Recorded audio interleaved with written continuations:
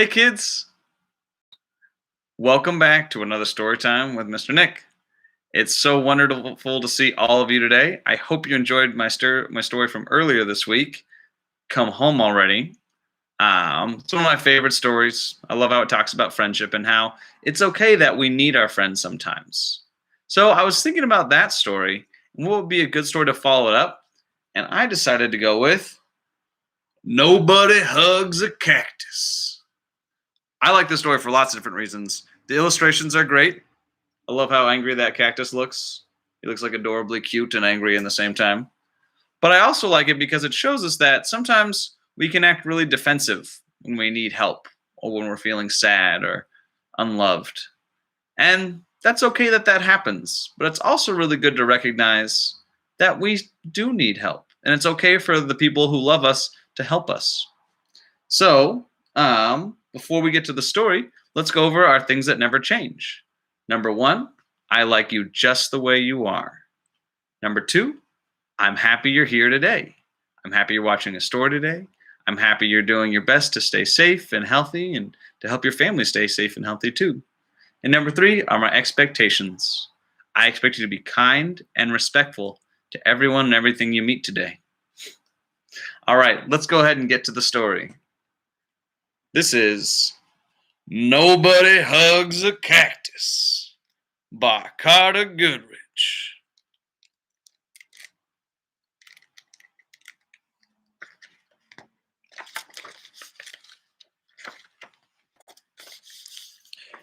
Hank lived in a pot, and the pot sat in a window, and the window looked out at the empty desert. It was hot, dry, peaceful, and quiet, just the way Hank liked it.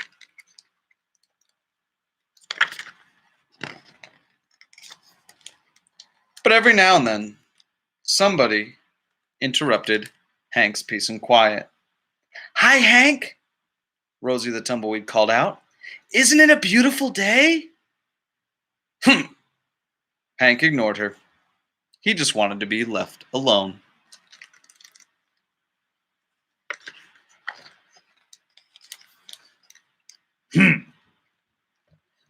"Okay, so long," said Rosie cheerfully, and she tumbled away. Hank was happy again.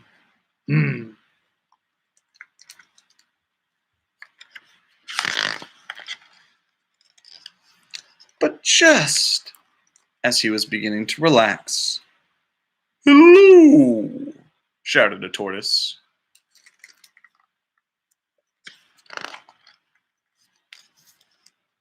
"Private property!" yelled Hank. "Keep out!" The tortoise was so frightened, he hid in his shell.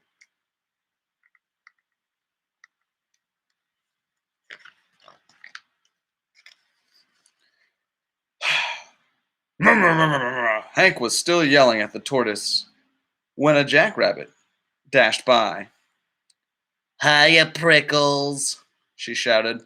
"My name isn't Prickles," Hank yelled back. "And stay out of my yard."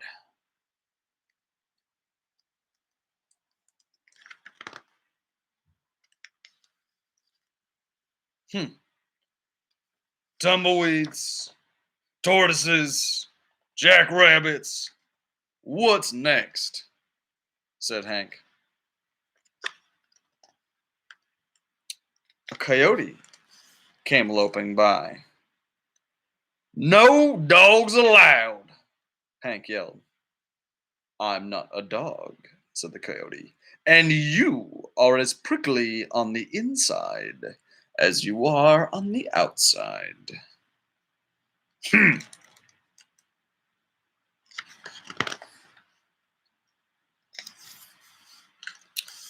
Before Hank could yell back at the coyote, a cowboy strode past.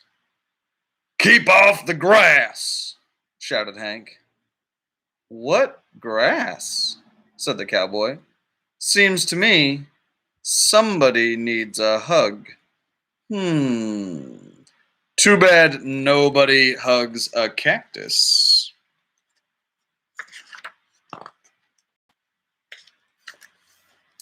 Hi, said Lizard.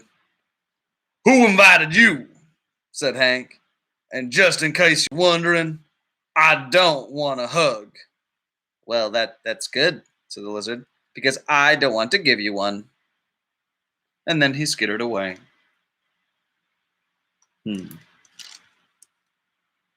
How do you think our cactus here, Hank, how do you think he felt when the cowboy said, nobody wants to hug a cactus? Right, because Hank does seem kind of mean. He does seem kind of disagreeable. But then someone tells him that no one will ever want to give him a hug. My guess is probably hurt his feelings a little bit. Hank was hurting other people's feelings too. We'll see how it ends.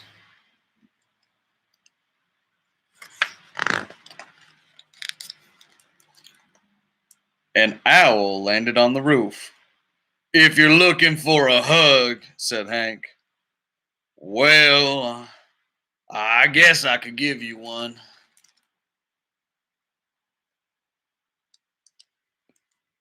Notice how Hank has changed. He's been telling people to get out of his property, out of his area. And then it's, well, I'm not going to give you a hug. But now he says maybe so.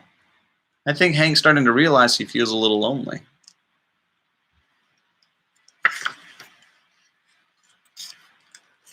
Who, me? Said the owl. You must be joking. And for the first time, Hank began to feel a little lonely.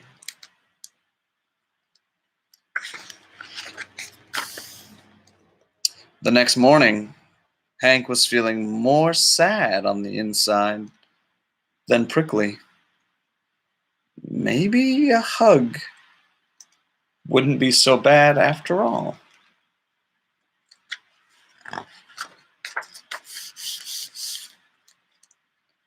The wind began to pick up. An old cup flew by and stuck to Hank's face, and his arms were too short to get it off. Great, said Hank. After a while, Rosie came bouncing by. I'll get it off you, Hank, she shouted, and jumped up to knock the cup off of Hank's face. Then she tumbled away.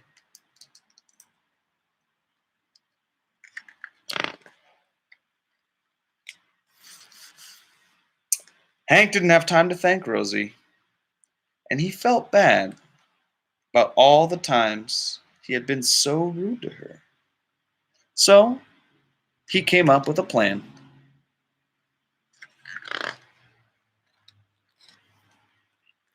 Hank decided to grow the best flower he could and then give it to Rosie as a thank you gift. It took days, but at last it was ready. He couldn't wait for Rosie to pass by again. When at last she finally did come bouncing back, Hank held out the flower. Look, Rosie, he said, I grew it just for you. Rosie was so surprised she jumped up and gave Hank a great big hug. It felt so nice. Hank didn't want to let go. And as things turned out, he couldn't. Rosie and Hank had become stuck together.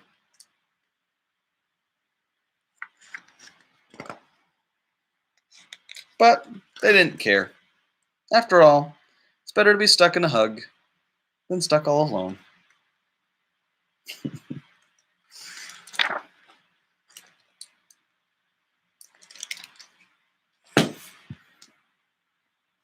I like that story a lot. It reminds me that even in the middle of a quarantine, in the middle of a pandemic, we still need each other. And even if we can't give each other a hug, right, because of social distancing, we can still reach out to each other in other ways. We'll be posting some drama activities of things you can do with your friends over Zoom, so that way you can make sure to stay connected to the people around you, even if you can't see them in person. Thank you so much for watching today. It's been wonderful sharing this time with you. I hope you have a wonderful rest of your day.